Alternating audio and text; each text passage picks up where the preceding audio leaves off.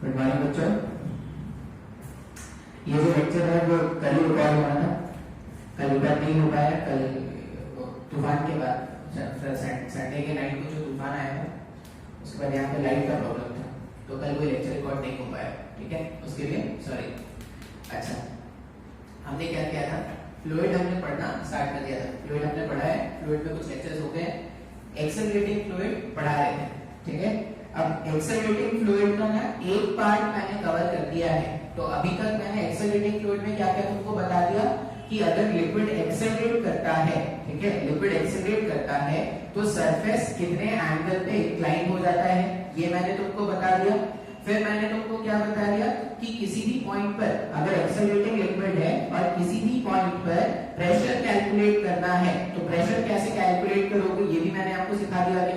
अच्छा, फिर हमने और क्या सीखा था, हमने एक्सेलरेटिंग फ्लूइड के अलग अलग केसेस बनाए थे। अगर हॉरिजॉन्टल एक्सेलरेशन होगा तो क्या चेंज होगा, अगर वर्टिकल एक्सेलरेशन होगा तो क्या चेंज होगा। अच्छा, याद रखना है, प्रेशर लिखने के लिए आप किसी भी लाइन के अलॉन्ग मूव कर सकते हो, बस आपको उस लाइन के अलॉन्ग का एक्सेलरेशन पता होना चाहिए।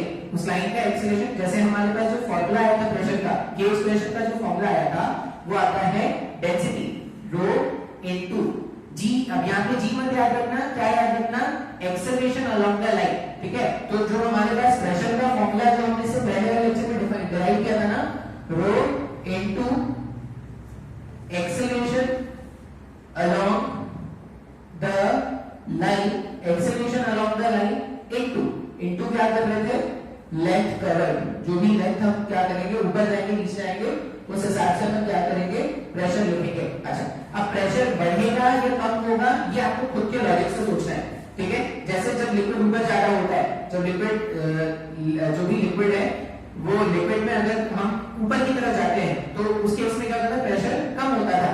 एक्सेलरेटिंग फ्लूइड है अगर इस तरह, और अगर मैं लिक्विड के डायरेक्शन में जाता हूं तो उस केस में प्रेशर क्या होता जाता है, कम होता जाता है। तो ये सब खुद से एनालाइज करना पड़ेगा और ये फॉर्मूला आप याद रख सकते हो प्रेशर कैलकुलेट करने के लिए, गेज प्रेशर कैलकुलेट करने के लिए। बात समझ में आ रहा है। अच्छा, अब एक्सेलरेटिंग फ्लूइड का सेकंड लेक्चर अपने को स्टार्ट करना है, सेकंड लेक्चर स्टार्ट करना है। अच्छा, ये जो सेकंड लेक्चर होगा मैं मेडिकल और जेई दोनों के भी कॉमन पढ़ा रहा हूं, लेकिन जिस पॉइंट में मैं एक पॉइंट आएगा जहां पे मैं आपको क्या बोलूंगा कि जो मेडिकल वाले बच्चे हैं वो यहां से लेक्चर देखना बंद कर सकते हैं, ठीक है।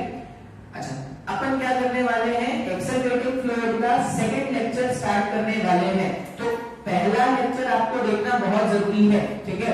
पहला लेक्चर अगर आप नहीं देखोगे तो आप सेकंड वाले लेक्चर को कनेक्ट नहीं कर पाओगे। अच्छा, एक और बात, वो आजकल दो चीजें बहुत ट्रेंडिंग है, एक तो कैरी भैया का रोस्ट और दूसरा बुट्टा बर्मा एक सॉन्ग है साउथ का, बुट्टा बर्मा बहुत चल रहा है भाई आजकल। तो मैं बोलूंगा, मेरा पर्सनल मेरा रिकमेंडेशन है, एक तो कैरी भैया का रोकना और एक बुट्टा बर्मा सॉन्ग सुनना। उस कैरी भैया ने वो उस वीडियो में जो ली है उस बंदे की आमिर सिद्दीकी, बेचारा वो टिकटॉक बनाना भूल जाएगा। मैं पर्सनली बोलूं, मैं तो दोनों का फैन हूं यार। मेरे को तो यूट्यूब भी पसंद है और मेरे को टिकटॉक भी पसंद है। तो एंटरटेनमेंट के लिए देख रहे हैं, कोई बात नहीं, एंटरटेनमेंट में किसी की ली जाती है, कोई प्रॉब्लम नहीं, लेकिन मजा आया, जो भी था शानदार था। स्टार्ट करते हैं, तो अपना लेक्चर स्टार्ट करते हैं। तो एक्सेलरेटिंग फ्लूइड का सेकंड पार्ट। अच्छा, एक्सेलरेटिंग फ्लूइड को अपन कनेक्ट करते हैं मैनोमीटर से, तो हम क्या लिख रहे हैं, एक्सेलरेटिंग मैनोमीटर।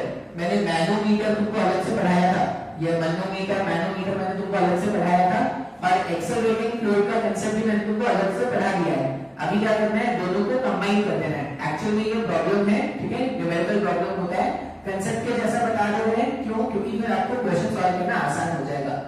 ऐसा मान लो कि एक मैनोमीटर है, ठीक है, ऐसा मान लेते हैं कि एक मैनोमीटर है। अब मैनोमीटर में क्या होता है, ये U-ट्यूब शेप का होता है, ठीक है, U-ट्यूब शेप का मैनोमीटर हमारे पास है। अच्छा, जब मैनोमीटर इनिशियली रेस्ट पे रखा होता है तो जितना लेवल ऑफ लिक्विड यहाँ पे है उतना ही लेवल ऑफ लिक्विड यहाँ पे भी होता है क्या, दोनों जगह पर लेवल क्या होता है, सेम होता है। अभी क्या करेंगे, सेम लेवल वाले मैनोमीटर के बारे में तो पहले भी बात कर लिया है। इस मैनोमीटर को अपने को एक्सेलरेट कराना है। मान लो मैनोमीटर को क्या किया, ए एक्सेलरेशन से आगे ले जाना स्टार्ट करेंगे। तो जैसे ही आप मैनोमीटर को आगे ले जाना स्टार्ट करोगे ना, आप ये देखोगे कि मैनोमीटर के जो लेवल है, मैनोमीटर का जो लेवल है उसमें डिफरेंस आना स्टार्ट हो जाएगा। मतलब अगर इस वाले साइड का हाइट h1 है तो इस वाले साइड का हाइट h2 हो जाएगा। बात समझ में आ रहा है? अच्छा बोलोगे सर ऐसा क्यों हो गया, ये पूरा लिक्विड भरा हुआ है, ऐसा लिक्विड है पूरा, ये मैनोमीटर लिक्विड भरा पड़ा है ऐसे। कभी कभी लगता है ना चौक से पढ़ाना ज्यादा अच्छा होता है, ये शेडिंग वेडिंग करना चौक से बहुत इजी हो जाता है। ठीक है, अभी आपको समझना पड़ेगा ये लिक्विड है, ठीक है, काला लिक्विड, काला लिक्विड मतलब मरकरी होगा, कुछ भी होगा नहीं, मरकरी तो सिल्वर में है, जो भी देखते हैं। तो H1 हाइट का लिक्विड कॉलम यहाँ पर है और H2 हाइट का लिक्विड कॉलम यहाँ पर है। अब तो तुम्हारे मन में कंफ्यूजन आएगा ना कि सर आपको कैसे पता चला कि यहाँ का हाइट ज्यादा होगा, यहाँ का हाइट कम होगा। तो उसका एक सिंपल सा एग्जांपल बताते हैं। सिंपल सा एग्जांपल देखो क्या है, आप ऐसा अज्यूम करो कि यहाँ पे ना एक सिलेंडर है, ऐसा, कैसा सिलेंडर, लिक्विड का ही सिलेंडर है, अज्यूम करना है, एक्चुअल में नहीं है। ठीक है, आप ऐसा अज्यूम करो कि यहाँ पर एक सिलेंडर है, ठीक है, लिक्विड का ही सिलेंडर है। अच्छा, अगर पूरा का पूरा कंटेनर ए एक्सेलरेशन से आगे जा रहा है, पूरा का पूरा कंटेनर अगर ए एक्सेलरेशन से आगे जा रहा है, इसका मतलब ये जो हमारे पास कॉलम हमने जो अज्यूम किया है, ठीक है, लिक्विड का ही कॉलम, वो भी ए एक्सेलरेशन से आगे जा रहा होगा। अच्छा, अब अगर ध्यान से सोचोगे तो इसके वाई डायरेक्शन के फोर्सेस का मतलब नहीं है, क्यों, क्योंकि इसका जो भी वेट होगा वो नॉर्मल से बैलेंस हो रहा होगा। अपने को मतलब है एक्स डायरेक्शन पे लगने वाले फोर्सेस। एक फोर्स इस वाले प्रेशर कॉलम के आएगा, कारण आएगा, मान लो ये जो फोर्स आया वो आया F1, और एक फोर्स इस वाले कॉलम के कारण आएगा, वो आ गया मान लो F2। अब तुम खुद से सोचो, अगर इसको आगे की तरफ एक्सेलरेट करना है तो F1 का वैल्यू F2 से ज्यादा होना चाहिए था। अगर F1 का वैल्यू F2 से ज्यादा चाहिए, इसका मतलब इस वाले पॉइंट का प्रेशर, इस वाले पॉइंट के प्रेशर से ज्यादा होना चाहिए ना। F1 का वैल्यू F2 से ज्यादा मतलब P1 का वैल्यू P2 से ज्यादा होना चाहिए। P1 का वैल्यू P2 से ज्यादा होने के लिए जो भी हाइट है, लिक्विड कॉलम का जो हाइट है वो क्या होना चाहिए, ज्यादा होना चाहिए। बात समझ में आ रही है? इसीलिए ये लिक्विड कॉलम जो होता है वो कुछ इस तरह से अरेंज हो जाता है। अच्छा, अभी मान लो ये पॉइंट है A और ये पॉइंट है B, ये पॉइंट A और ये पॉइंट B। मैनोमीटर में ना प्रेशर रिलेशन लिखना सीखे थे, किसी भी एक पॉइंट का प्रेशर पता है, उसमें प्लस माइनस करना होता है, rho into g into h का टर्म, और किसी भी दूसरे पॉइंट का प्रेशर निकाल लेते हैं। मैनोमीटर में जब न्यूमेरिकल सॉल्व कराया था तो मैंने आपको तरीका सिखाया था, एक पॉइंट से स्टार्ट करो, डेप्थ में नीचे जा रहे हो तो प्रेशर ऐड करो, हाइट में ऊपर आओगे तो प्रेशर सब्ट्रैक्ट करो। अच्छा, एक्सेलरेशन के डायरेक्शन में जाओगे तो प्रेशर क्या करो, माइनस करो एंड सो ऑन। तो मैं इक्वेशन लिखना स्टार्ट करता हूं, बात समझ में आ रहा है? देखो ध्यान से कैसे लिखेंगे। अगर आप ध्यान से देखोगे, मैं ए पॉइंट से स्टार्ट करूं, पॉइंट ए से, आप कहीं से भी स्टार्ट करोगे रिजल्ट सेम आएगा। ठीक है, ए से स्टार्ट करो, बी से स्टार्ट करो, कहीं से भी स्टार्ट करो, रिजल्ट सेम आने वाला है। अच्छा, अब कैसे लिखते हैं, प्रेशर एट पॉइंट ए, मैंने यहां से स्टार्ट किया, प्रेशर एट पॉइंट ए मैंने यहां से लिखना स्टार्ट किया। मैं यहां से यहां H1 डेप्थ नीचे जा रहा होगा, ये जो मेरे पास कंटेनर है, कंटेनर का लेंथ कितना है L, ऐसा मान लो। अच्छा, यहां देखो, यहां से यहां जब मैं गया तो मैं डेप्थ में नीचे आया, कितना नीचे आया डेप्थ में, मैं H1 डेप्थ नीचे आ रहा हूं। तो प्रेशर जो होगा, प्रेशर जो होगा वो क्या होगा, रो इनटू जी इनटू H1 के फैक्टर से इंक्रीज हो गया।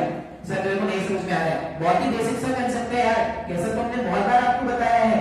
हाइट में नीचे आने पे प्रेशर क्या होता है, इंक्रीज होता है। फिर से जब यहां से यहां जा रहे हैं, यहां से यहां जब मूव कर रहे हो तो इस लाइन के अराउंड एक्सेलरेशन कैसे चेंज हो रहा है, एक ही हिसाब से चेंज हो रहा है। और हमें क्या पता है, जब मैं यहां से यहां जा रहा हूं तो प्रेशर कम होता जा रहा है। कितना कम हो गया होगा प्रेशर, प्रेशर जो है वो रो इनटू ए इनटू एल से कम हो गया होगा। सर मेरे को ये नहीं समझ में आया, देखो फॉर्मूला भी बताया था, लिक्विड का डेंसिटी जिस लाइन के अराउंड मूव कर रहा है उस लाइन का एक्सेलरेशन, और प्लस माइनस आपको कैसे पुट करना है, खुद से एनालाइज करके। यहां से यहां जाते वक्त एल लेंथ जाते वक्त प्रेशर कितना घट गया होगा, तो माइनस रो ए एल, ठीक है, माइनस रो एल प्रेशर घट गया होगा। अब देखो यहां से जब यहां से यहां ऊपर जाना स्टार्ट करेंगे, यहां से यहाँ ऊपर जाओगे तो हाइट भी ऊपर जा रहे हैं, हाइट भी ऊपर जा रहे हैं तो फिर से प्रेशर क्या हो जाएगा, कम हो जाएगा। कितना हो जाएगा, रो इनटू जी इनटू H2। ये पॉइंट बी का प्रेशर हो गया है। सर मेरे को नहीं समझ में आ रहा है, ये हमारे पास पॉइंट बी का प्रेशर हो गया। अच्छा अभी ये डायग्राम अगर तुम ध्यान से देखोगे ना तो ए पॉइंट और बी पॉइंट, ए पॉइंट और बी पॉइंट दोनों ही तो एटमॉस्फेयर में खुले हुए हैं। ए पॉइंट और बी पॉइंट अगर दोनों ही एटमॉस्फेयर में खुले हुए हैं मतलब यहाँ का प्रेशर भी P0 था और यहाँ का प्रेशर भी P0 है। बात समझ में आ रहा है? तो मैं PA और PB दोनों को P0 से रिप्लेस कर देता हूँ। PA equals to PB equals to P0, ठीक है। अब PA PB P0 अगर मैं सबको P0 से इक्वेट कर दूं तो ये P0 और ये P0 कैंसिल हो जाएगा ना, तो देखो बचा हुआ टर्म ऐसा आएगा, रो इनटू जी H1 माइनस H2, ठीक है। और ये रो इनटू A इनटू L वाला टर्म अगर इधर में लिख दिया जाए, रो इनटू A इनटू L, ये रो से ये रो कैंसिल आउट कर सकते हैं और क्या लिख सकते हैं, H1 minus H2 upon L equals to A upon G। बात समझ में आ रहा है? अगर तो A अपॉन G तो नहीं तो आया था, ये A अपॉन G आया था, यहां पे भी आया। तो कैसे मैंने दोनों के हाइट वाले डिफरेंस को ना ज्वाइन कर दिया, ऐसे मैंने ज्वाइन करके एक ट्रायंगल में कन्वर्ट कर दिया। बात समझ में आ रहा है? ये ट्रायंगल को बना देता हूं, ट्रायंगल का कलर क्या, ग्रीन, ठीक है। ट्रायंगल का कलर कितना है, ग्रीन। और इस एंगल को मैं बोल रहा हूं थीटा, ये जो एंगल है ना इस एंगल को मैं बोल रहा हूं थीटा। अब तुम ध्यान से देखो, ये जो ट्रायंगल बना है ग्रीन ट्रायंगल, इस ग्रीन ट्रायंगल में tan थीटा कितना होगा, tan थीटा ये डिवाइडेड बाय ये होता है। अच्छा यहां से यहां H1 है और यहां से यहां H2 है, मतलब कि H1 माइनस H2 है क्या, H1 minus H2 divided by L। Actually ये तो tan थीटा है। सर ये तो बिल्कुल वही रिलेशन आया है जो आपने पहले पढ़ाया था, tan थीटा यहां पर A अपॉन G के बराबर आ गया क्या, हां या ना। अच्छा इसका मतलब जब भी मैनोमीटर एक्सेलरेटेड है, जब भी मैनोमीटर एक्सेलरेटेड है तो एज अ शॉर्टकट मैं उसको पूरे को लिक्विड मान के सॉल्व कर सकता हूं। ऐसा अज्यूम कर लेते कि पूरे में लिक्विड भरा पड़ा है, पूरे में लिक्विड भरा पड़ा है तो ये लिक्विड ऐसी तो इंक्लाइन होता था, वहां से tan थीटा कितना आता था, A अपॉन G आता था। सर मेरे को नहीं समझ में आया, बात समझ में आ रहा है? याद रखने से अच्छा है आप क्या करना, ये कंसेप्ट ऐसे कंसेप्ट वाइज सॉल्व करना। क्यों? क्योंकि कभी-कभी क्या होता है ना, एक से ज्यादा लिक्विड मिक्स कर देते हैं, यहाँ पे कुछ अलग लिक्विड होता है, यहाँ पे कुछ अलग लिक्विड होता है, तो आप इस तरह से सॉल्व करना स्टार्ट करते हैं। ऐसे सॉल्व करना बेसिक से आपका रिजल्ट आ जाएगा। बात समझ में आ रहा है? ठीक है, स्क्रीन पॉज कर लो और नोट कर लो, ठीक है। तब तक मैं देखता हूँ रिकॉर्ड हो जाए कि नहीं, क्योंकि ये भी देखना बहुत जरूरी है। क्या होता है ना, मैं रिकॉर्ड करता रहता हूँ होता कुछ नहीं है, रिकॉर्ड हो रहा है भाई, किस्मत अच्छी है हमारी। एक्सेलरेटिंग मैनोमीटर,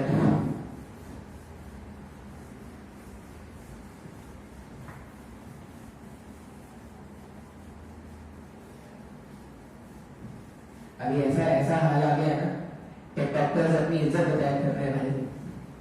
हर कोई रोस्ट कर रहा है टिकटॉक को, हर कोई रोस्ट कर रहा है, भर के यूट्यूब में वीडियो आ गए। ऐसा हो गया था बेरोजगार को कुछ काम मिल गया, ऐसा हो गया है। फिर भी क्या ही भैया बारे कुछ नहीं बोल सकता भाई, खतरनाक इंसान है वो, कुछ भी कर सकते हैं। साला ऐसा ना हो जाए मेरा रोज खाना स्टार्ट हो जाए।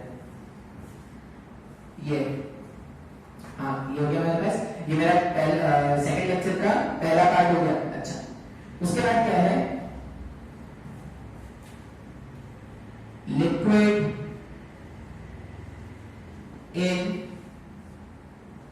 एन यूनिफॉर्मली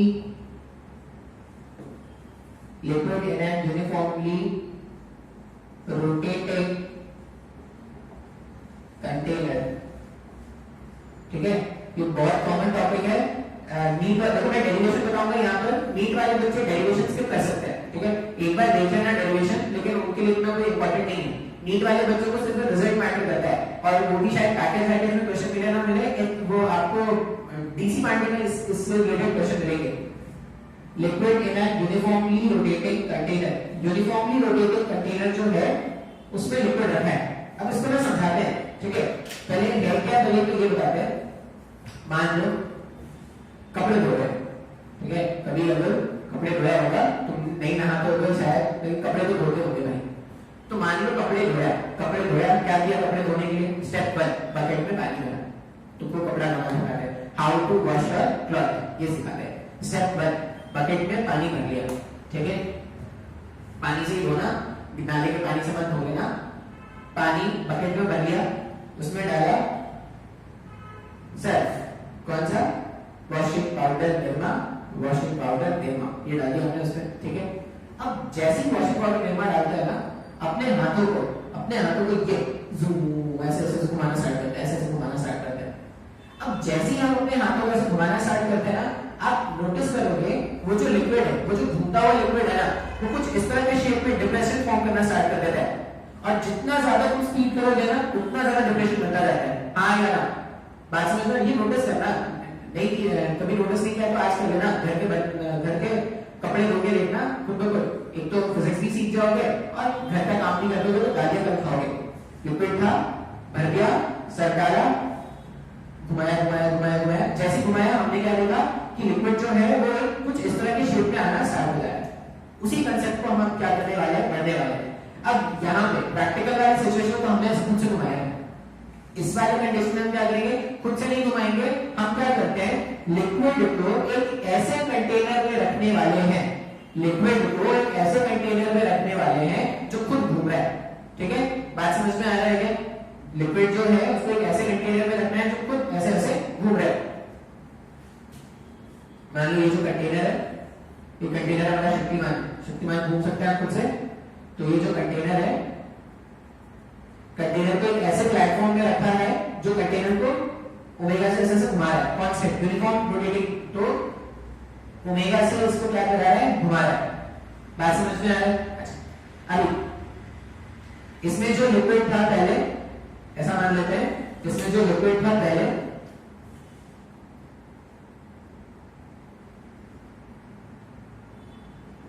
ऐसा लिक्विड था, ठीक है। अब बिकॉज ऑफ दिस घुमाना, ये जो घुमाया हमने, बिकॉज ऑफ दिस घुमाना, इसका जो शेप है वो चेंज होना स्टार्ट हो जाता है। अब शेप जो चेंज होगा, उस शेप को बोलते हैं पैराबोलॉइड, ठीक है। पैराबोलॉइड कैसे बना होगा, तो तुम पैराबोला जानते हो, पैराबोला इस तरह का पैराबोला बनता है क्या, ये, ठीक है, ये ऐसे ऐसे ऐसा पैराबोला बनता है ना। अब ये पैराबोला अगर ऐसा समझ लो कि 3D में फैला हुआ है, ऐसा पैराबोला क्या था, पैराबोला 2 डायमेंशन फिगर था ना, यही पैराबोला अगर 3 डायमेंशन में फैला हुआ है तो उसको क्या बोलेंगे, पैराबोलॉइड। तो यहाँ पे क्या बनता है, एक पैराबोलॉइडल शेप बनता है। अच्छा, अब वो जो पैराबोलॉइडल शेप होगा वो कुछ तो ऐसा दिखता है,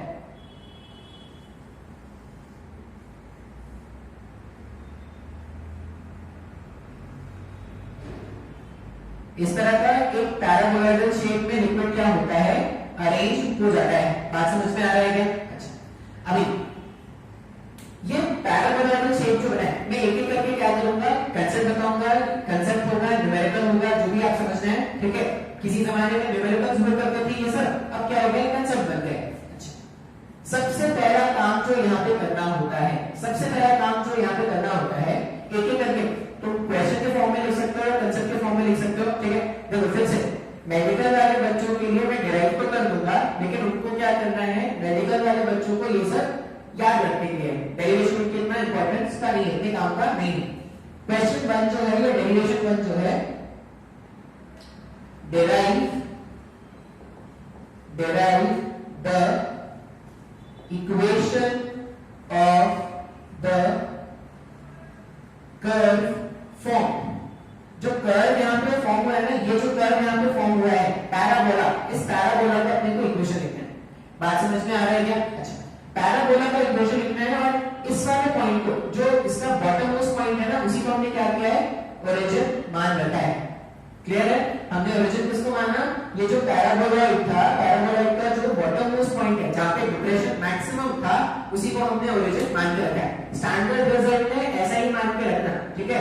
ये 0 0 हमने ओरिजिन माना। अच्छा, अभी डायग्राम में देखो, अगर इक्वेशन फाइंड करना होता है, कभी भी अगर अपने को इक्वेशन फाइंड करना होता है, इसका मतलब इक्वेशन फाइंड करने का मतलब क्या है, अपने को x और y का रिलेशन जानना है क्या।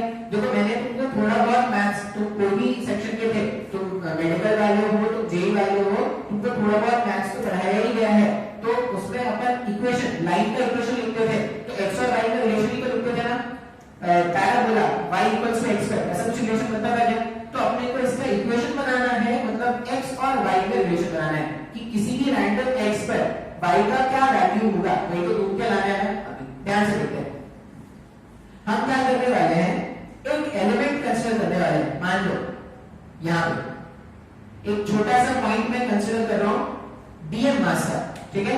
अब ये जो dm मास का ऑब्जेक्ट है, ये जो dm मास का ऑब्जेक्ट है उसमें अगर मैं बोलूं, अच्छा ये dm मास मैंने कहां पे कंसीडर किया, तो ये जो dm मास है वो ओरिजिन से कुछ y ऊपर है और कुछ x दूरी पर है। बात समझ में आ रहा है क्या? ये जो मैंने एलिमेंट कंसीडर किया है वो ओरिजिन से कुछ y ऊपर है और कुछ x दूरी पर है, ऐसा है हमारे पास। अच्छा, ये जो एलिमेंट है, मान लो इस एलिमेंट का मास है dm, अगर एलिमेंट का मास dm है तो इसका वेट कितना होगा? अगर इसमें मैं फोर्सेस बनाना स्टार्ट करूं तो एक फोर्स को अपन क्या लिखेंगे, इसका wait d into m dm into g, dm इसका मास था अगर, तो dm g का एक फोर्स इसका वेट दिखाएंगे। अच्छा, दूसरा फोर्स इसमें क्या दिखाएंगे, अच्छा जब भी एक्सेलरेटिंग लिक्विड के क्वेश्चन सॉल्व करते हैं तो लिक्विड के फ्रेम से ही सॉल्व करना है, ठीक है। जब ये याद रखना, जब भी अपन एक्सेलरेटिंग फ्लूइड के क्वेश्चन सॉल्व करेंगे तो लिक्विड के फ्रेम से क्वेश्चन को सॉल्व करना है। अच्छा, ये पार्टिकल अब लिक्विड के फ्रेम से सॉल्व करें, मतलब इस पार्टिकल के फ्रेम से सॉल्व कर रहे हैं, ये पार्टिकल ऐसे ऐसे सर्कल में घूम रहा है क्या? इमेजिन करो तो, अगर पूरा का पूरा लिक्विड ऐसे ओमेगा से घूम रहा है तो सिर्फ ये पार्टिकल ऐसे ऐसे सर्कल में घूम रहा है, सर्कल में घूम रहा है जिसका रेडियस कितना है, रेडियस है x। अब अगर इसका रेडियस x है तो इस पे सेंट्रीफ्यूगल फोर्स लगेगा क्या? क्यों? ये एक ऐसे सर्कल में घूम रहा है। अच्छा, सेंट्रीफ्यूगल फोर्स का फार्मूला क्या होता था? सेंट्रीफ्यूगल, देखो आई होप तुमको सेंट्रीफ्यूगल और सेंट्रीपिटल का डिफरेंस पता होगा हो। सेंट्रीपिटल फोर्स का फोर्स अपन कब बोलते थे? जब ग्राउंड फ्रेम से क्वेश्चन को सॉल्व करते हैं, और जब उस रोटेटिंग वाली पार्टिकल के फ्रेम से ही क्वेश्चन को सॉल्व करते हैं तो सेंट्रीफ्यूगल लगता है क्या? मैंने बार बार तुमको बताया है, मैं और जब भी ये आएगा मैं बताऊंगा, क्यों? मेरे को पता है बच्चे कंफ्यूज हो जाते हैं, सब कब सेंट्रीपिटल लगा रहे हो, कब सेंट्रीफ्यूगल लगा रहे हो। आपको ध्यान रखना है, जब भी मैं रोटेटिंग ऑब्जेक्ट के फ्रेम से क्वेश्चन सॉल्व करूंगा तो सेंट्रीफ्यूगल, जब भी मैं ग्राउंड फ्रेम या किसी और फ्रेम से क्वेश्चन सॉल्व करूंगा तो सेंट्रीपिटल। बात समझ में आ रहा है? अभी इसमें अपने को सेंट्रीफ्यूगल फोर्स दिखाना है। सेंट्रीफ्यूगल फोर्स क्या होता है? ओमेगा स्क्वायर इनटू r, ये सेंट्रीपिटल एक्सेलरेशन है ना, तो dm ओमेगा स्क्वायर r होना चाहिए। r का मतलब यहां पे रेडियस x है क्या, तो यहां पे एक और फोर्स लगेगा जो क्या है, dm omega square x। Sir मेरे को ना कुछ भी नहीं समझ में आ रहा है, समझ में आ रहा है नहीं आ रहा है भाई? अच्छा, एक ये फोर्स हो गया, ये फोर्स हो गया, इन दोनों का जो रिजल्टेंट होगा वो इस डायरेक्शन में ऐसा कुछ होगा, सरफेस के परपेंडिकुलर होगा। हम जानते हैं लिक्विड का सरफेस जो होता है वो वैसा ही बनता है जो नेट फोर्स के परपेंडिकुलर हो जाए, तो इन दोनों का फोर्स इस डायरेक्शन में आएगा, मतलब इन दोनों का रिजल्टेंट इस डायरेक्शन में आएगा, और वो रिजल्टेंट काउंटर बैलेंस किससे होगा? तो बाकी बचे हुए लिक्विड से, बाकी बचा हुआ लिक्विड जो ऊपर की तरफ फोर्स अप्लाई करेगा इस पॉइंट पर, वही तो उसको काउंटर बैलेंस करेगा ना। बात समझ में आ रहा है? अच्छा, हमने क्या पढ़ा है कि सरफेस के अलोंग लिक्विड पर कोई फोर्स एक्ट नहीं करता। अच्छा, अब सरफेस के अलोंग का मतलब क्या होगा? इस पॉइंट पर मेरे को सरफेस के अलोंग जानना है, मतलब टेंजेंट के अलोंग मेरे को फोर्स जानना है। ये मैंने ग्रीन से क्या किया है, टेंजेंट बना दिया है। अभी ध्यान से देखना, अगर मैं बोल रहा हूं कि ये एंगल थीटा है, ठीक है, अगर मैं बोल रहा हूं ये एंगल थीटा है तो ये थीटा, ये 90 माइनस थीटा हुआ क्या? ये 90 माइनस थीटा हुआ ना। अच्छा, dm का एक, ये dm ओमेगा स्क्वायर x का एक कंपोनेंट ऊपर की तरफ और एक कंपोनेंट इस डायरेक्शन में बना सकते हैं। उसी तरह dmg का एक कंपोनेंट इस तरफ और एक कंपोनेंट इस तरफ बना सकते हैं। अच्छा, सरफेस के अलोंग, मतलब इस पॉइंट पे ये जो ग्रीन से मैंने टेंजेंट बनाया है, टेंजेंट के अलोंग इसका कंपोनेंट और टेंजेंट के अलोंग इस वाले फोर्स कंपोनेंट दोनों कैंसिल आउट हो जाना चाहिए। तो अपन कंपोनेंट बनाते हुए लिखना स्टार्ट करें तो देखो, इसका कंपोनेंट अगर मैं बनाऊं तो जिसके साथ एंगल बनता है वहां पर कॉस कंपोनेंट आता है, तो यहां पे क्या हो जाएगा, dm omega square x, dm omega square x cos theta, dm omega square x cos theta equals to dm into G, dm into G, यहां पे एंगल 90 माइनस थीटा बन रहा है, तो यहां पे क्या हो जाएगा cos 90 माइनस थीटा। लिख सकते हैं क्या ऐसा? सर मेरे को नहीं समझ में आ रहा है, ध्यान से देखो भाई, इससे पहले वाले लेक्चर में तो ऐसे ही सिखाया था लिखना, dm से dm गायब कर दो, और कुछ गायब हो रहा है क्या? नहीं। यहां पे हो जाएगा omega square x cos theta, और यहां पे हो जाएगा g cos 90 minus theta, cos 90 minus theta sin theta आएगा। इसका मतलब मैं इसको अरेंज करके क्या लिख सकता हूं, tan थीटा जो है वो है omega square x divided by g। अब तुमको याद होगा अगर, तो मैंने इन जनरल जो एक्सेलरेटिंग लिक्विड के लिए tan थीटा का वैल्यू बताया था, वो क्या आया था, acceleration along x divided by acceleration along y। अब देखो तो उस वाले पैटर्न में बैठा है क्या, acceleration along x acceleration along y, इस पैटर्न में भी अभी बैठा है क्या, बात समझ में आ रहा है? अच्छा, लेकिन मेरे को यही फाइंड करना था, क्वेश्चन देखो मैं मेरे को ये फाइंड करना था कि tan थीटा फाइंड करना है, मेरे को तो इक्वेशन डिराइव करना है। इसका इक्वेशन, ये जो ब्लू कर्व है, ये जो ब्लू कर्व है मुझे उसका इक्वेशन डिराइव करना है क्या? अच्छा, अब इसका इक्वेशन को कैसे डिराइव करेंगे, तो कुछ स्लोप याद है क्या, स्लोप, लाइन का स्लोप, कर्व का स्लोप, ऐसा कुछ याद है क्या? देखो मैंने स्लोप के डेफिनेशन तुमको क्या क्या बता रखे हैं। सबसे पहले स्लोप का मतलब होता है x के पॉजिटिव साइड से, x के पॉजिटिव साइड से जो भी इंक्लिनेशन किसी लाइन में बनाया है, उस इंक्लिनेशन का tan, वही तो स्लोप होता है। बात समझ में आ रहा है? अच्छा, स्ट्रेट लाइन का स्लोप कांस्टेंट होता था, और अगर कोई कर्व है तो उसका स्लोप अलग अलग पॉइंट पे अलग अलग होता है।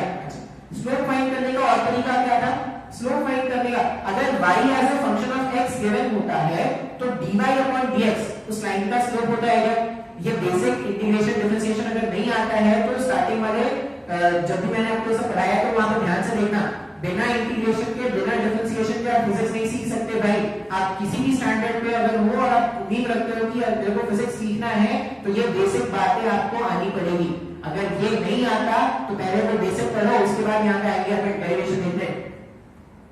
tan थीटा मेरे पास omega square x into g, मैं स्लोप के बारे में बात कर रहा था। एक्चुअल में ये जो ग्रीन लाइन है, ये जो टेंजेंट है, ये जो ग्रीन लाइन है, इसने x के पॉजिटिव से थीटा एंगल फॉर्म किया है, तो ये तो इसका स्लोप है ना, हाँ या ना।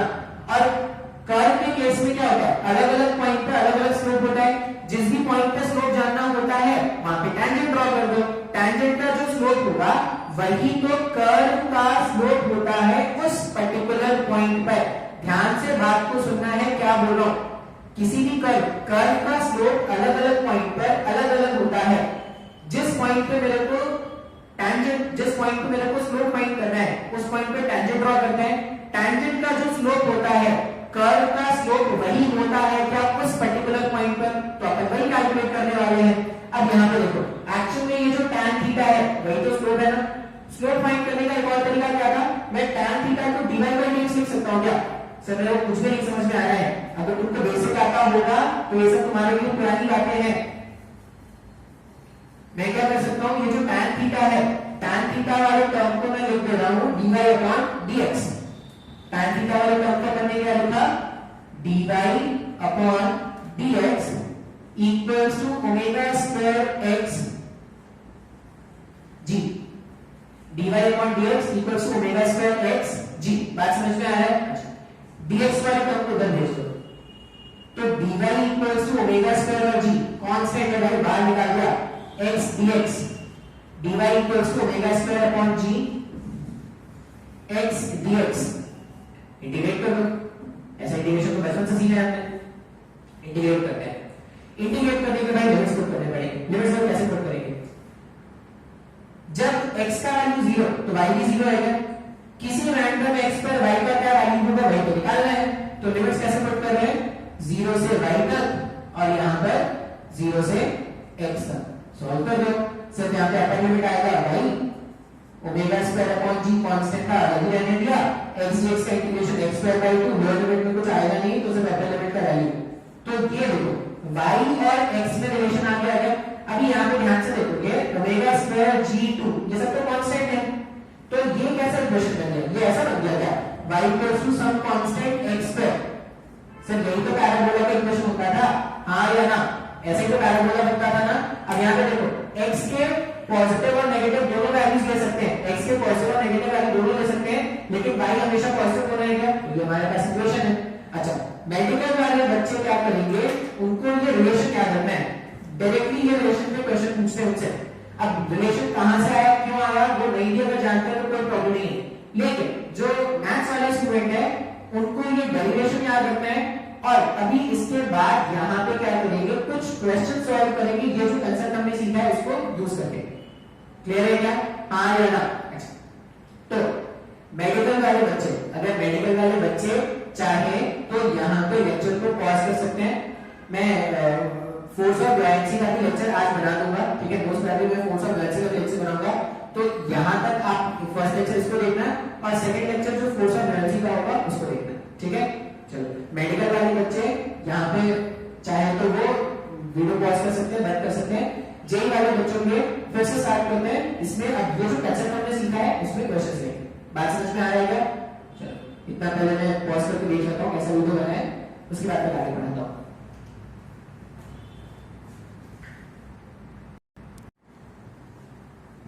आगे देखना स्टार्ट करते हैं, ठीक है।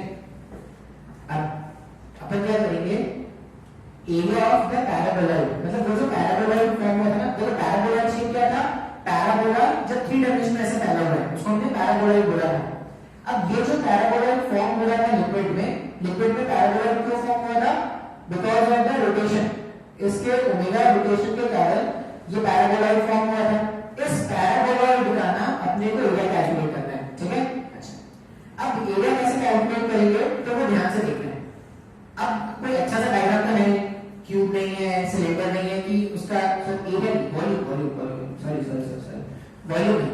Volume under paraboloid, 3 dimension figure है भाई।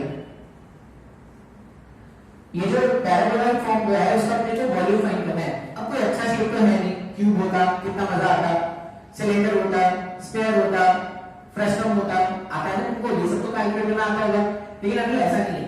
अभी क्या है, थोड़ा खतरनाक सा डायग्राम, इमेजिन करो कैसा डायग्राम है।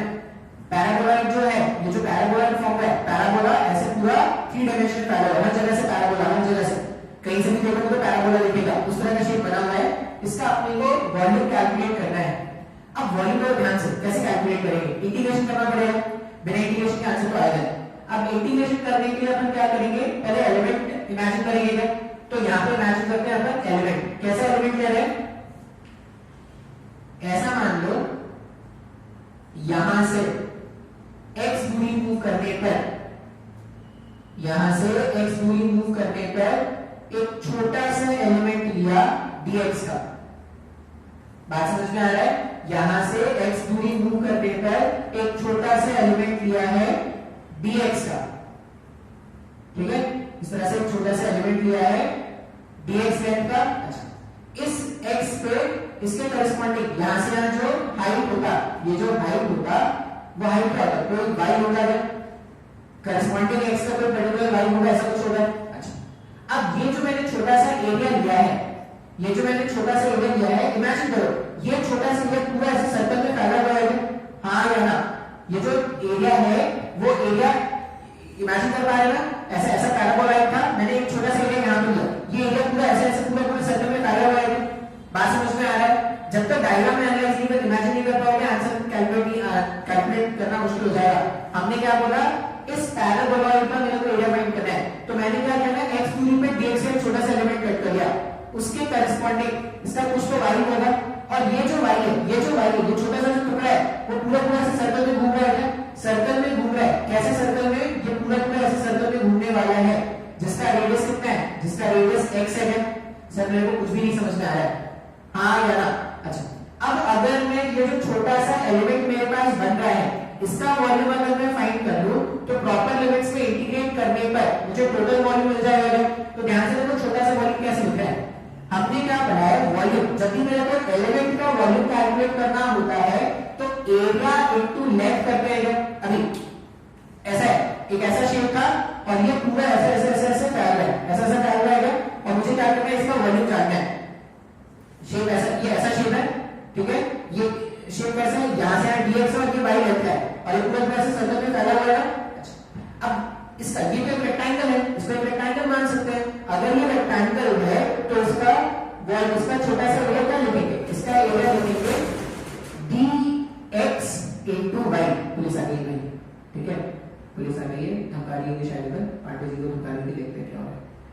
इधर dx और ये y, इसका छोटा सा अगर आप एरिया लिखोगे तो छोटा सा एरिया कितना हो जाएगा, y dx छोटा सा एरिया होगा। और ये जो एरिया है, ये जो एरिया, इमेजिन करो ये जो एरिया है पूरा फैल रहा है, कैसा फैल रहा है, 2 पाई इनटू x के लेंथ पे फैल रहा है ना। अगर तुम इसको ऐसे, ये जो पूरा पूरा एरिया बना है उसको अगर ऐसे काट देते और उसे ओपन करते तो वो क्या हो जाता है, एक क्यूबॉइड बन जाता है, क्यूबॉइड बन जाता है जिसका लेंथ कितना है, जिसका लेंथ है 2 पाई इनटू x। सब मेरे को नहीं समझ में आया। डायग्राम इमेजिन करो, बहुत ही आसान है भाई, इससे आसान नहीं होगा कुछ। y dx area into length, length कितना है तो 2 पाई इनटू x। अच्छा तो dv इक्वल्स टू, अच्छा किसी भी इंस्टेंट का y, किसी भी इंस्टेंट का y, अब y भी है x भी है, एक इक्वेशन में दो दो वेरिएबल्स अगर होंगे तो इंटीग्रेशन नहीं कर पाएंगे, तो इंटीग्रेशन करने के लिए किसी एक वेरिएबल को एलिमिनेट करना पड़ेगा। अब हम क्या जानते हैं, अगर वो ओमेगा से घूम रहा है तो किसी भी इंस्टेंट का जो y होता है 2 पाई तो कांस्टेंट है, एलिमिनेट करो उसको। किसी भी इंस्टेंट का जो y था वो था omega square upon 2g into x। अभी डिराइव किया था, किसी भी इंस्टेंट का y ऐसा होता है, ये y लिख दिया, dx बाद में लिखते हैं, 2 पाई आगे लिख दिया, ये x का स्क्वायर बना देगा और ये dx हो जाएगा। सर नहीं आ रहा समझ में, ये बहुत ही आसान है, ऐसा कुछ है ही नहीं समझ में आया। 2 से 2 कैंसिल, 2 से 2 कैंसिल, सही कर रहे हैं ना सब कुछ। x dx भी आना चाहिए, x dx आना चाहिए क्या, y into dx, y into dx सही है और ये 2 पाई x सही है, सही लग रहा है, देख लेते हैं जो भी देखता है। इसको अब मैं अगर सॉल्व करूं तो मेरे पास क्या हो जाएगा, dv x³/3 आ जाएगा, मेरे को शायद 4 चाहिए होता है, एक बार अच्छे से कैलकुलेशन चेक कर लो यार। अच्छा ये y का यहाँ पे x स्क्वायर होगा, सॉरी ये omega square 2g upon x square होगा, ये x स्क्वायर क्या हो जाएगा, क्यूब हो जाएगा, ऐसा रहेगा। अब सही है, ठीक है, पाई ओमेगा स्क्वायर g कांस्टेंट था, x³ dx, ठीक है। अब इस तरह से हमने क्या करना है, इंटीग्रेशन करना है। यहाँ पे जब x का इंटीग्रेशन करोगे तो x का लिमिट क्या है, 0 से r तक जा रहा है और ये क्या हो जाएगा 0 से v तक। अब इसको सॉल्व कर लेते हैं, ठीक है। आप स्क्रीन पे ऐसे करके लिख लेना खुद से, क्या करते हैं, जो काम हो गया उसको हटा देते हैं। व्हाइट बोर्ड छोटा है और काम बड़े हैं, बड़े बड़े काम करते हैं और व्हाइट बोर्ड बहुत छोटा है। देखो ये स्क्वायर x³ dx का इंटीग्रेशन, x² 4 डिवाइडेड बाय 4 होगा। यहां पे जब लिखेंगे उसको इंटीग्रेट किया तो उधर v आ गया, इधर इंटीग्रेट किया पाई ओमेगा स्क्वायर अपॉन g, पाई omega square upon g x³ dx का इंटीग्रेशन, x² 4 डिवाइडेड बाय 4 होगा, जिसमें r का वैल्यू अगर मैं पुट करूं तो वो क्या आ जाएगा, r का पावर 4 डिवाइडेड बाय 4। सर मेरे को नहीं समझ में आया, अब नहीं समझ में आया तो मैं बार बार इंटीग्रेशन नहीं सिखाऊंगा भाई, एक बार मैंने बता दिया, मेरा काम खत्म, तुमको खुद से सीखना है। पाई omega square g r⁴ divided by 4, ये बन तो वैसा ही है आंसर, ठीक है, लेकिन ये अपने को नहीं याद रखना है, अपने को कुछ और याद रखना है। देखो कैसे याद रखेंगे, हमने क्या होता है, किसी भी इंस्टेंट पे, किसी भी इंस्टेंट का जो y है, किसी भी इंस्टेंट का जो y है वो ओमेगा स्क्वायर अपॉन 2g और x का स्क्वायर अगर पैराबोला बनना होता है, ओमेगा स्क्वायर अपॉन 2g और x का स्क्वायर। मान लो x का वैल्यू r रख दिया जाए, इस पॉइंट पे y कितना है, इस पॉइंट पे y h कहते हैं, कैपिटल H, तो यहां पे y के प्लेस में h रखे अगर और omega square 2g as it is रहने दे तो ये r² बन रहा है। अच्छा इसका मतलब omega square r² upon 2g, h से रिप्लेस कर सकते हैं क्या, अब ये देखो ध्यान से देखना, जो मेरे पास इक्वेशन है वॉल्यूम का, पाई रहने दो, पाई मेरे को चाहिए, पाई रहने दो, ओमेगा स्क्वायर यहां से मैंने r² लिया, g लिया और यहां से 2 ले लिया, ध्यान से देखो क्या कर रहे हैं, ओमेगा स्क्वायर को हम कर रहे हैं, r² यहां से मिल जाएगा और 2g यहां से मिल जाएगा, क्या इन सब के प्लेस में h रख सकते हैं क्या, ओमेगा स्क्वायर r² 2g। अच्छा और क्या बच जाएगा, आर स्क्वायर बन जाएगा डिवाइडेड बाय 2। अभी थोड़ा गंदा लग रहा है, इसको अच्छा लगा है, pi r square H divided by 2। ये बहुत ही आसान हो जाएगा याद करना। क्यों आसान हो जाएगा? क्योंकि ये जो पैराबोलॉइड फॉर्म हुआ है, ये जो पैराबोलॉइड फॉर्म हुआ है उसका वॉल्यूम जो सिलेंडर बनता, ये यूक्लिड सिलेंडर था ना ऐसा, जो सिलेंडर बनता है उसका आधा बन जाएगा। तो बहुत ही आसान हो गया ना याद रखना। तो अपने को ये एरिया कैलकुलेट करना था, एरिया कितना हो जाएगा पाई आर स्क्वायर एच अपॉन 2। तो जो भी पैराबोलॉइड फॉर्म होता है, पैराबोलॉइड फॉर्म होगा उसका वैल्यू कितना है, जो भी करस्पॉन्डिंग सिलेंडर होगा उसके आधा, उसका आधा जो होगा वो मेरा वैल्यू होगा। क्लियर है क्या? समझ में आया है अपना? पक्का? अच्छा, आपको ये रिलेशन याद रखना है। अगर आप ये रिलेशन देखो डिराइव कर लोगे, मेरे को पता है एक बार अगर आपने सीख लिया तो डिराइव कर लोगे, लेकिन एग्जाम में बार बार डिराइव करने से अच्छा है ये याद रखना। इतना कोई मुश्किल तो है नहीं, सिलेंडर का वैल्यू तो आता ही है, और सिलेंडर का वैल्यू नहीं आता तो जूनियर क्लासेस में 8 9 में पढ़ाते हैं यहाँ पर, उसमें भी एनरोल करा लेंगे, 8th 9th 10th उनमें भी आ जाएंगे। वहां पे आपको सिखाएंगे कैसे सिलेंडर का एरिया फाइंड करते हैं, कैसे स्क्वायर का एरिया फाइंड करते हैं। तुम्हारे पुराने दिन याद आएंगे, तुमको पुरानी गलतियां याद आएंगी, काश पहले कर लिया होगा तो कुछ थोड़ा बहुत आता हमको।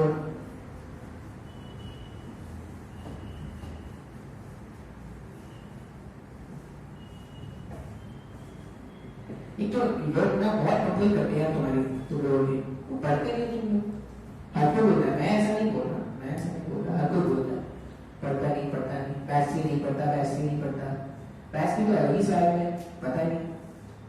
तुमने क्या सोचा है कि मुझे टाइम हो जाएगा क्या? नहीं बचने वाले, ऐसा सोच रखा है तुम लोगों ने शायद। चलो एक प्रॉब्लम देखेंगे, फिर क्या करेंगे, अपन बात करेंगे ड्राइंग शीट के ऊपर। आ रहा है रिकॉर्ड हो रहा है, शानदार रिकॉर्ड होता रहना चाहिए, ये जरूरी है। प्रॉब्लम दो कैसे, प्रॉब्लम है एक कंटेनर है, एक क्वेश्चन भी मैं ऑलमोस्ट सारे टाइप के क्वेश्चन करा दूंगा। ये कंटेनर है, ठीक है, और ये जो कंटेनर था वो ओमेगा से घूम रहा है, ऐसे ऐसे ऐसे शक्तिमान ओमेगा से घूम रहा है, ठीक है। और इसका हाइट बोला गया है, ये जो सिलेंडर है इसका हाइट बोला गया है 0.6, क्या ले लें, सेंटीमीटर ले लें, मीटर ले लें, मीटर ले लेते हैं, सेंटीमीटर बहुत छोटा है, 0.6 मीटर। और इसका रेडियस बोला गया है, रेडियस की डायमीटर समझो, ठीक है, ऐसा बोला गया है, यहाँ से डायमीटर रेडियस ही बता देते हैं। रेडियस बोला गया है 0.15 मीटर, ठीक है, 0.3 मीटर क्वेश्चन था शायद डायमीटर उसका, तो 0.15 मीटर उसका रेडियस है, ठीक है। तो हमारे पास क्या क्या है, हमारे पास जो सिलेंडर है, जो सिलेंडर है उसका हाइट हमें पता है 0.6 मीटर का है, और इसका रेडियस जो है वो 0.15 मीटर का है। अच्छा, इसमें पानी कितना भरा हमने, इसमें जो लिक्विड हमने भरा है, ऐसा जो भी लिक्विड हमने फिल किया है, ये जो लिक्विड हमने फिल किया,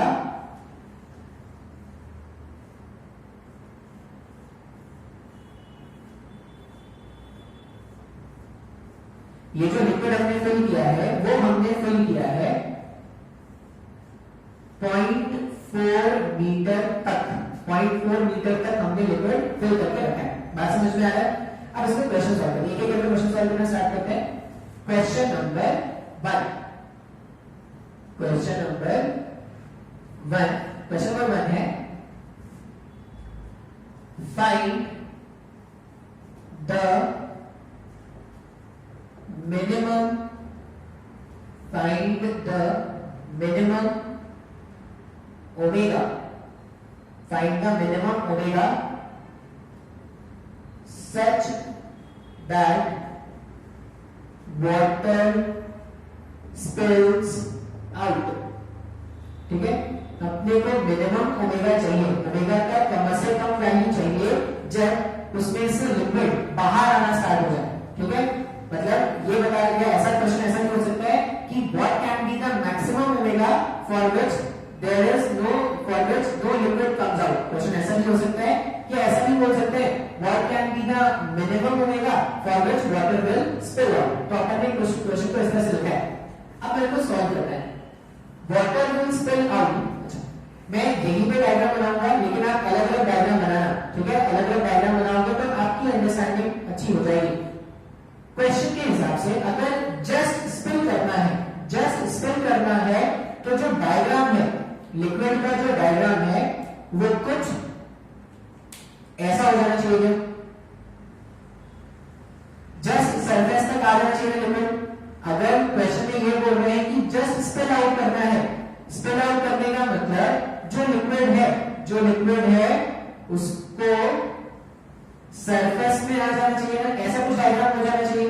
बात समझ में आ रहा है? अच्छा, अभी अगर ऐसा कुछ डायग्राम हो जाना चाहिए तो यहां पर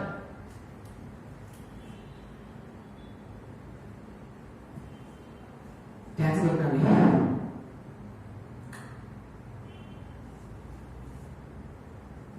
अपने को फाइंड करना है ओमेगा मिनिमम। अच्छा, ये 0.6 था और जो वाटर था, वाटर पहले कितना था? 0.4 मीटर के हाइट में था। अच्छा, अभी वाटर में डिप्रेशन आ गया, अगर नीचे चला गया, अपने को नहीं पता कहां पे। हम क्या करते हैं, यहां से यहां का हाइट पता है क्या अपने को? हाँ या ना? नहीं, अपने को हाइट नहीं पता। मान लो ये जो हाइट है, ये जो हाइट है वो कितना है? कुछ तो h। ये जो हाइट है वो क्या है? कुछ तो h है। अच्छा, हाइट h है और ये जो रेडियस है, रेडियस कितना है हमारे पास? 0.15 मीटर। 0.15 मीटर का हमारे पास क्या है? रेडियस है। वाटर स्पिल्स आउट, डिप्रेशन बना, डिप्रेशन नीचे चला जाएगा क्या? ऐसे घुमाया हमने, ऐसे घुमाया तो डिप्रेशन नीचे, देखते हैं सॉल्व करके देखते हैं। अभी यहां पे जो लिक्विड कंटेन होगा इस वाले पॉइंट पर, पहले तो अपन ये निकालते हैं कि भाई मेरे पास पहले पानी कितना था ना? बात समझ में आ रहा है? पहले जो मेरे पास लिक्विड था, पहले मेरे पास जो लिक्विड था, मैं दो डायग्राम बना रहा हूं। दो डायग्राम क्यों बना रहा हूं? समझने की पॉइंट ऑफ व्यू से, ध्यान से सोचने के लिए। इतना लिक्विड तो पहले भी था ना, ये मान लो जो भी है, अगर मैं यहां से यहां तक h मान रहा हूं, कहां से कहां तक h माना? ये सॉरी, यहां से यहां तक अगर मैं h मान रहा हूं तो ये मेरे पास क्या आ जाएगा? ये जो है ये मेरे पास 0.6 meter into 0.6 meter minus h होगा। हाँ या ना? बात समझ में आ रहा है क्या? अगर मैं बोल रहा हूं कि क्वेश्चन थोड़ा ध्यान से समझना अपने को, हमारे पास ऐसा एक डायग्राम गिवन है और अपने को क्या करना है? अपने को ओमेगा मिनिमम का वैल्यू निकालना है। मैंने क्या बोला कि जो डिप्रेशन हुआ है, डिप्रेशन हुआ है वो कुछ तो सरफेस से h डेप्थ नीचे है। बात समझ में आ रहा है? अच्छा, अभी ये जो वॉल्यूम है इसको अगर मैं अलग से बात कर दूं, ये जो वॉल्यूम है, ये वॉल्यूम हमारे पास कितना है? इसका वॉल्यूम, बात समझ में आ रहा है? इसका वॉल्यूम प्लस ये जो पैराबोलॉइडल शेप बना, इसका वॉल्यूम, ये ओरिजिनल वॉल्यूम के बराबर है क्या? जितना लिक्विड पहले था, जितना लिक्विड पहले था उसके बराबर होगा, क्योंकि पानी अभी तक बाहर नहीं गया। अगर लिक्विड अभी तक बाहर नहीं गया, इसका मतलब ये जो रेड, जो ब्लैक लाइन के नीचे लिक्विड है प्लस ये पैराबोलॉइडल शेप के ऊपर लिक्विड है, इन दोनों के वैल्यू को अगर मैं ऐड कर दूं या इन दोनों के वॉल्यूम्स को अगर मैं ऐड कर दूं तो वो मुझे टोटल वॉल्यूम के बराबर मिल जाएगा। बात समझ में आ रहा है? अब ध्यान से देखो कैसे लिख रहे हैं। ये ब्लैक के नीचे जो वॉल्यूम है उसको मैं मार्क कर दे रहा हूं, ए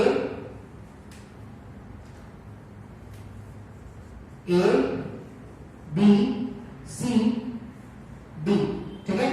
ए बी सी डी, ये वॉल्यूम तो कॉमन है ना, मैं ऐसा लिख रहा हूं,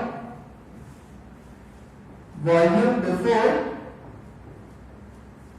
पहले जो वॉल्यूम था घुमाने से पहले और वॉल्यूम जो बाद में है वो दोनों का वैल्यू सेम होगा क्या? क्योंकि वाटर अभी तक तो स्पिल आउट नहीं किया ना। अगर अभी तक स्पिल आउट नहीं किया इसका मतलब क्या है? वॉल्यूम जो है, वॉल्यूम अपन क्या करने वाले हैं? कंजर्व करने वाले before the volume. Before the volume अगर तुम देखोगे तो ये जो हाइट है, यहां पे ये जो हाइट है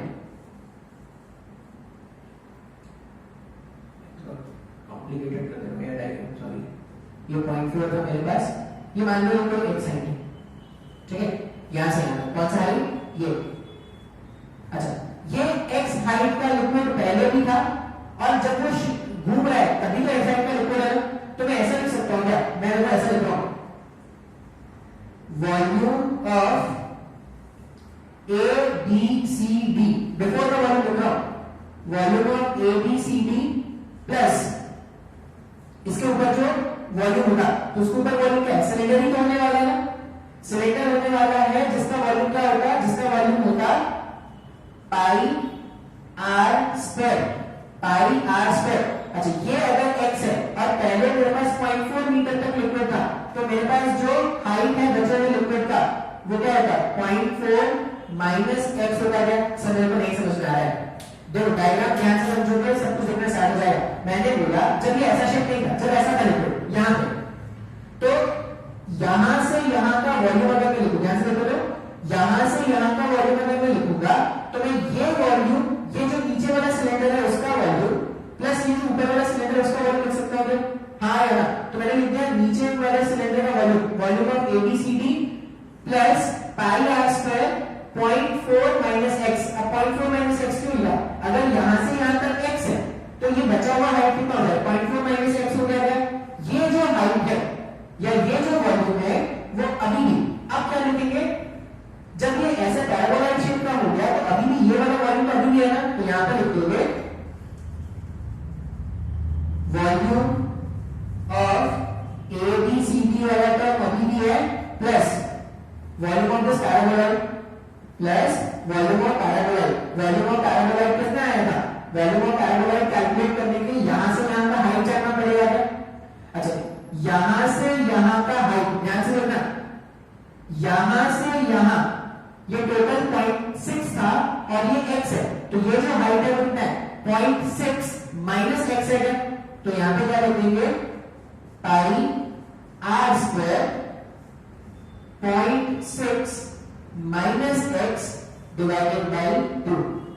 सर मेरे को क्वेश्चन नहीं समझ में आया, मैंने क्या कर दिया, वाटर की स्पिल आउट करके बाहर नहीं गया, इसका मतलब पहले जितना वॉल्यूम था अभी भी उतना ही वॉल्यूम है ना, तो मैंने वॉल्यूम कंजर्व कर दिया। अब मैंने वॉल्यूम कंजर्व किया तो घुमाने से पहले ये सिलेंडर का वॉल्यूम प्लस ये लाइन का ऐसा ही, यहां से यहां का वॉल्यूम प्लस यहां से यहां का वॉल्यूम उसको ऐड करके लिख दिया, और जैसे ही घुमाया तो ये volume plus volume of paraboloid लिख सकते हैं ऐसा। अच्छा वॉल्यूम ऑफ ABCD वाला टर्म, वॉल्यूम ऑफ ABCD वाला टर्म दोनों में कॉमन है तो दोनों को हटा सकते हैं क्या, जैसे ही दोनों को रिमूव कर दोगे तो देखो इक्वेशन कैसा दिख रहा है, यहां पे देखो इक्वेशन क्या हो रहा है, यहां पे बच रहा है pi r square 0.4 minus x, ऐसा बच रहा है क्या, pi r square 0.4 minus x, और यहां पे बच रहा है pi r square by 2, pi r square by 2 0.6 minus x। Pi r square तो पाई आर स्क्वायर से गायब कर दो, ये 2 जगह किधर भेजोगे तो ये क्या आ जाएगा 0.8 minus 2x equals to 0.6 minus x, ठीक है, माइनस 2x को उधर भेज दो 0.6 को इधर भेज दो, तो 0.2 इक्वल्स टू x बन जाएगा, हाँ या ना। मेरे को x का वैल्यू मिल गया क्या, मुश्किल लग रहा है क्या, बात समझ में आ रहा है। x मतलब ये जो डिस्टेंस है यहां से यहां तक, यहां से यहां का डिस्टेंस कितना है 0.2 मीटर, वो डिस्टेंस क्यों ढूंढा आपने, जैसे तुमको ये मिल जाएगा ये 0.2 मीटर है, मतलब तुमको यहां से का हाइट मिल गया, एक बार हाइट मिल गया तो अभी तो हमने हाइट और ओमेगा का रिलेशन फाइंड किया था, हमने रिलेशन फाइंड किया था क्या हाइट और ओमेगा में, ध्यान से देखो ऐसा कुछ आया था, h जो था वो आया था omega square upon 2g into r square, ऐसा आया था नहीं आया था, ये रिलेशन ने फाइंड किया, जस्ट अभी फाइंड किया। अब ये रिलेशन तुमको याद, अगर तुमको ये रिलेशन याद होगा तभी तो सॉल्व कर पाओगे, क्योंकि इससे पहले जो कैलकुलेशन हुआ है, इससे पहले जो कैलकुलेशन को मैथ्स है वो फिजिक्स नहीं था, फिजिक्स तो अब स्टार्ट होगा। h का वैल्यू जो है वो omega square upon 2g into r square है, बात समझ में आ रहा है। अच्छा इस फॉर्मूले को यूज करते हैं, हमारे जो कांसेप्ट था, हमने जब फॉर्मूला डिराइव किया था h का मतलब यहां से यहां की दूरी होती है क्या, ये h होता है क्या। अगर ये 0.2 है, अगर ये 0.2 है तो h का मतलब कितना हो जाएगा 0.4 हो जाएगा। बात समझ में आ रहा है? अच्छा, रेडियस कितना यूज करना है अपने को? रेडियस अपने को यूज करना है 0.15 मीटर्स। रेडियस भी पता है, 2g भी पता है, क्या नहीं पता? तो ओमेगा तो नहीं पता ना। तो यहां पर हम क्या करेंगे, इस फॉर्मूले को यूज करने वाले हैं और ओमेगा कैलकुलेट करने वाले हैं। देखो जिसका काम होता जा रहा है मैं डिलीट करता जा रहा हूं, आपको क्या करना है स्क्रीन पॉज करके लिख लेना है। यहां पे देखो h के प्लेस में मैं यूज कर रहा हूं, या मेरे को ओमेगा स्क्वायर चाहिए ना, तो ओमेगा को मैं क्या लिख सकता हूं 2gh upon r square root over में। तो ओमेगा कितना हो गया रूट 2gh अपॉन r। अब तो देखो क्या क्या हमें पता है, 2 पता है, g पता है, h पता है, r पता है, सब पता है, सबके वैल्यूज को कर दोगे सिंपलीफाई करने से आंसर आ जाएगा।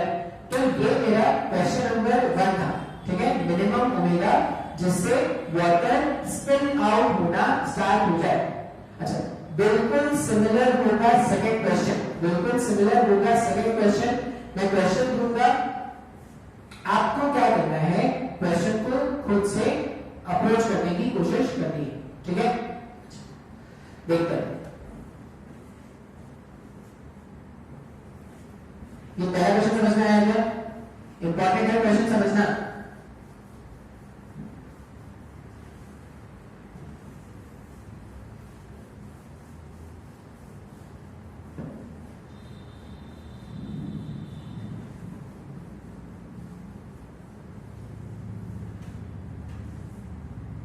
बहुत भारी होता है यार ऐसे पढ़ाना, अरे तुम लोग पढ़ना तो तुमको भारी होता है, लेकिन पढ़ना तो पड़ेगा, पढ़ोगे नहीं तो कैसे काम चलेगा।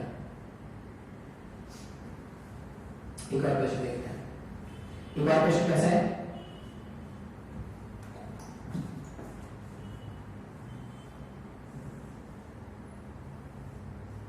ऐसा है, ठीक है, और यहां पर लिक्विड भरा है स्मॉल h हाइट का, ठीक है। फिर से ओमेगा से घूम रहा है, इसका रेडियस कितना है r, ओमेगा से घूम रहा है, इसका रेडियस कितना है r। क्वेश्चन में पूछा गया है find out minimum omega, find out minimum omega such that the bottom is visible. Find out minimum omega such that the bottom is visible. Minimum omega ढूंढना है जिससे क्या हो जाए पानी का बॉटम दिखना स्टार्ट हो जाए। और ये लॉजिकल है ना, तुम जितना स्क्रीन से घुमाते जाते हो उतना डिफरेंशियल क्रिएट होता जाता है क्या? तो मिनिमम ओमेगा ढूंढ के बताना है जिससे लिक्विड का बॉटम दिखना स्टार्ट हो जाए। क्लियर है क्या? अच्छा, फिर से जब मैं इसको घुमाना स्टार्ट करूंगा मुझे कौन से कंडीशन का फाइंड करना है, मुझे कुछ ऐसे डायग्राम का फाइंड करना है क्या? फिर से आप दो डायग्राम बनाना, क्वेश्चन का डायग्राम अलग, सॉल्यूशन का डायग्राम अलग। क्वेश्चन के हिसाब से ये ऐसा कुछ हो जाना चाहिए क्या? तभी तो बॉटम दिखना स्टार्ट हो जाएगा ना। क्वेश्चन के हिसाब से लिक्विड का जो शेप है वो कुछ ऐसा हो जाना चाहिए। अच्छा, अब यहां पे ये कुछ नया हाइट अटेन करने वाला है, मान लो जो हाइट अटेन करने वाला है वो कितना है कैपिटल H। यहां से जो हाइट होता है उसको कैपिटल H बोलते हैं। अच्छा, वॉल्यूम तो नहीं गया नहीं, अगर वॉल्यूम नहीं गया नहीं इसका मतलब जितना हाइट ऑफ या जितना वॉल्यूम ऑफ लिक्विड पहले था अभी भी उतना ही वॉल्यूम है। तो अपन क्या करते हैं वॉल्यूम अगर इक्वेट करें, पहले मेरे पास वॉल्यूम कितना था, पहले मेरे पास वॉल्यूम था पाई आर स्क्वायर इनटू एच, पहले h हाइट का लिक्विड था। अब जो वॉल्यूम है वो क्या होगा, ये पैराबोलॉइड शेप बन गया है। पैराबोलॉइड शेप का वॉल्यूम कैसे कैलकुलेट करते हैं, pi r square upon capital H divided by 2 होगा है। जो सिलेंडर बनता उसका वॉल्यूम का आधा कितना होता है, फिर से पाई आर स्क्वायर गायब। इसका मतलब कैपिटल H जो है वो 2 टाइम्स ऑफ H हो जाएगा, हाँ या ना। कैपिटल H का वैल्यू कितना हो जाएगा 2 टाइम्स ऑफ स्मॉल h। फिर से हमने क्वेश्चन क्या पढ़ा है, कैपिटल H जो है वो omega square r square upon 2g है। इसका मतलब ओमेगा को अपन क्या लिख सकते हैं, root over 2gh upon r। Question में ध्यान से देखो, r भी पता है हमको, h भी पता है, कैपिटल H का वैल्यू कितना हो जाएगा, कैपिटल H के प्लेस में 2h रख सकते हैं क्या, तो जो आंसर आएगा ना वो देखो ऐसा आएगा, आंसर आएगा 2g 2h, तो 2 कॉमन बाहर निकल गया, root over gh upon r, ये आंसर है भाई। समझ में नहीं समझ में आया? अरे बहुत ही आसान है भाई, जो कंसेप्ट है उसी को हमने क्या कर दिया, क्वेश्चन बना दिया। तो ये कुछ इंपॉर्टेंट क्वेश्चन थे इसमें, मैनोमीटर वाले भी क्वेश्चन होते हैं इसमें, मैनोमीटर को घुमा दिया तो बिल्कुल वैसे कंसेप्ट यूज करना जिसमें जैसे ये यूज कर रहे हैं। मैनोमीटर वाले क्वेश्चन को एक्सेल में मिलेंगे, वो मैं होमवर्क में दूंगा, नहीं बना अगर तो तुम मुझसे वहां पे पूछ सकते हो। आई होप तुमको इतना समझ में आया हो, नोट कर लेना। नेक्स्ट लेक्चर में अपन क्या करेंगे, ड्राइंग स्टार्ट करने वाले हैं, ठीक है, तो वो शायद आज ही स्टार्ट करेंगे, जरूरी है क्योंकि कल भी वीडियो नहीं पढ़ रहा, आज तो अपने को कुछ करना ही पड़ेगा अलग से। तो हम क्या करते हैं, नेक्स्ट लेक्चर में हम स्टार्ट करेंगे फोर्स ऑफ ड्राइंग। पहले देखते हैं, तो ये मेरा एक्सेलरेटिंग फ्लूइड खत्म। एक्सेलरेटिंग फ्लूइड मेरे को जितना पढ़ाना था मैंने पढ़ा दिया, तुम्हारा काम है एक्सेलरेटिंग फ्लूइड से क्वेश्चन आएंगे एग्जाम में, ठीक है। Pressure on the side walls, एक तो ये कंसेप्ट इंपॉर्टेंट है, और एक्सेलरेटिंग फ्लूइड, ये दोनों कंसेप्ट बहुत इंपॉर्टेंट है, दोनों से भर भर